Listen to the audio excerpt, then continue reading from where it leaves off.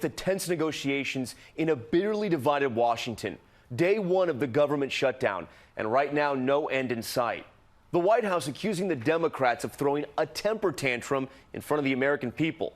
Senate Minority Leader Chuck Schumer saying the president can't make a deal and the Republicans won't.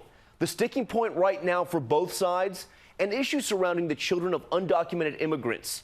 And so the Statue of Liberty, you see it there, closed today. Tens of thousands of government workers bracing for furloughs, and now the waiting game. Who will blink first? And if no one does, who will be blamed? ABC's Kenneth Moten starts us off from Capitol Hill. They can do that today. Tonight, day one of the shutdown stalemate, turning into a battle over blame.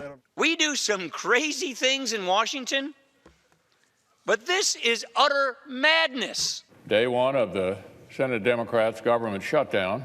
There's little evidence of progress, only a scramble to label the first shutdown under President Trump. We're about 9 hours into the Schumer shutdown. This is a shutdown that President Trump welcomed.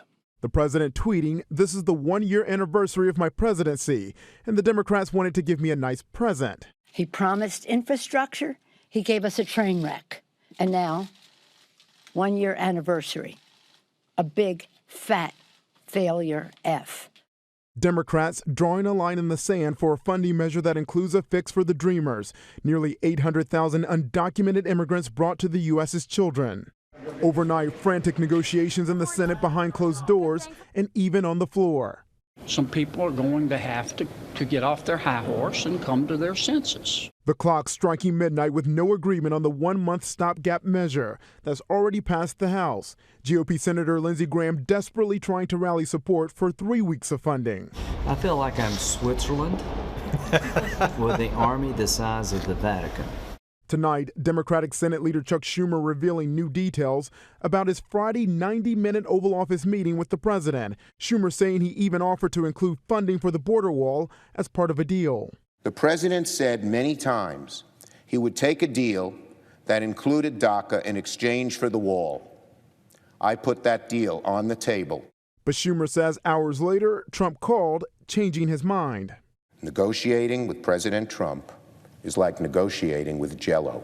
If negotiating with the president is like negotiating with Jell-O, as you said, then how are you going to get it done? And are you willing to go back to the White House this weekend? It's still very, very hard given the past history and what I've said, but you always got to be willing to try, and I am. A bipartisan deal on the Dreamers the president rejected is still being worked on. I don't think going into your partisan corners and throwing a temper tantrum is the right way to do it. It needs to be resolved as soon as possible. Kenneth joins us live now from Capitol Hill. And Kenneth, you've been working both chambers of Congress all day. Any chance of a deal soon?